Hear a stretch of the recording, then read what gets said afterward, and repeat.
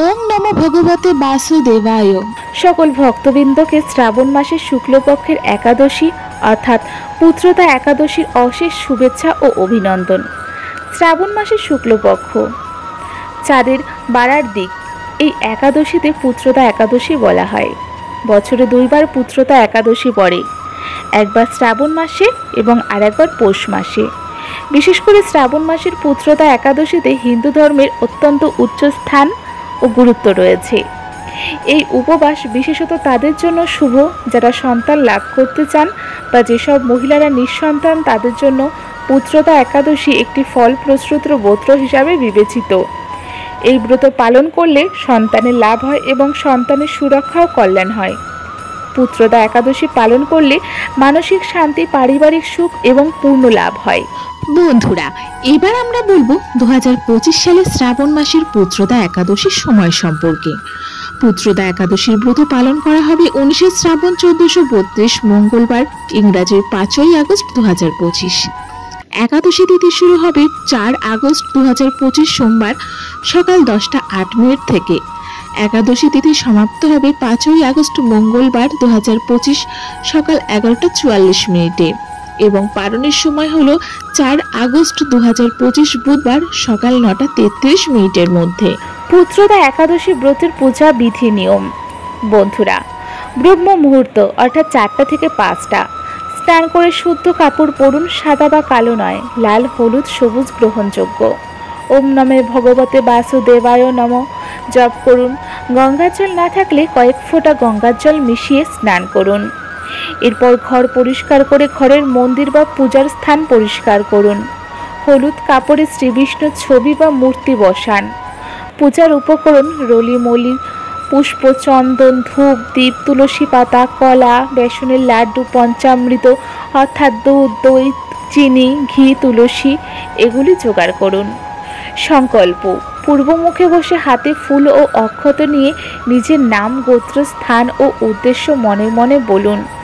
আমি আমার সমস্ত পাপের বিনাশ এবং উত্তম ফল প্রাপ্তির জন্য পুত্রদা একাদশীর ব্রত পালন করছি। জল মাটিতে ছেড়ে দিন। পূজা স্থান ও উপকরণে গঙ্গার জল ছিটিয়ে শুদ্ধ করুন। একে একে আসন, পাদ্য, অর্ঘ্য, আসমন, স্নান, বস্ত্র, চন্দন, ফুল, মালা, ধূপ, দীপ, নৈবেদ্য ও পান সুপারি নিবেদন করুন। তুলসী পাতা ও দুব্বা অর্পণ করুন। অবশ্যই শ্রীবিষ্ণুর 108 বা 1008 নাম পাঠ বা শ্রবণ করুন। রাতে সম্ভব হলে জাগরণ করুন। ভগবান শিব এই সহস্র নামও শ্রবণ করতে পারেন শ্রাবণ মাস হওয়ায়। এবার আমরা বলবো এই একাদশীতে কি খাওয়া উচিত এবং কি খাওয়া উচিত নয়। বন্ধুরা, পুত্রদা একাদশী তিথিতে ফলাহার করুন, যেমন কলা, যে সমস্ত মিষ্টি যেমন দুধ বা গুড় থেকে প্রস্তুত, রাজগীরা, শ্যামা চালের খিচুড়ি, মুড়ি, সিংহারে বা কুটু আতা, সন্দব লবণ ব্যবহার করুন। এবং কি খাবেন না: চাল, গম, ডাল, পেঁয়াজ, রসুন এসব খাবেন না। আমিষ জাতীয় খাবার একদমই খাবেন না। এছাড়া ডিম, মদ্যপান থেকেও দূরে থাকুন। সাধারণ লবণ একদম খাবেন না। তেল মশলাযুক্ত খাবারও নিষিদ্ধ রয়েছে। বন্ধুরা, এবার আমরা বলবো পুত্রদা একাদশীর কাহিনী। মহিষাদীনগরে সুকুমার এবং তার স্ত্রী নিঃসন্তান ছিলেন। তারা বহু কষ্টে চেষ্টা তীর্থ ভ্রমণ করে সন্তানের আশীর্বাদ পাননি। একদিন তারা আত্মহত্যার সিদ্ধান্ত নিয়ে বনমধ্যে যান। সেখানে কিছু ঋষিদের একাদশী ব্রত পালন করতে দেখে সব কথা বলেন। ঋষিরা বলেন, আজ পুত্রদা একাদশী ব্রত পালন করলে সন্তান প্রাপ্ত হবে। দম্পতি নিষ্ঠা ও বিশ্বাসের সঙ্গে ব্রত করেন এবং কিছুদিন পরে এক তেজস্বী পুত্র লাভ করেন। তারা আনন্দে জীবন কাটাতে থাকেন।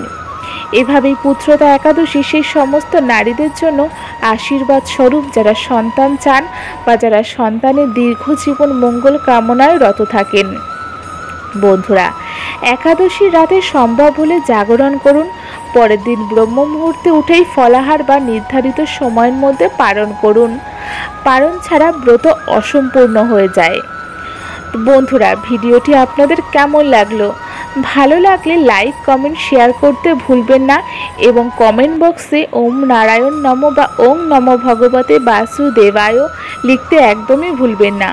নতুন হলে ধর্মকথা সম্পাদ চ্যানেলটি সাবস্ক্রাইব করুন, যাতে আগামী দিনের সমস্ত পূর্ণ ধর্মীয় ভিডিও আপনাদের কাছে পৌঁছে যায়।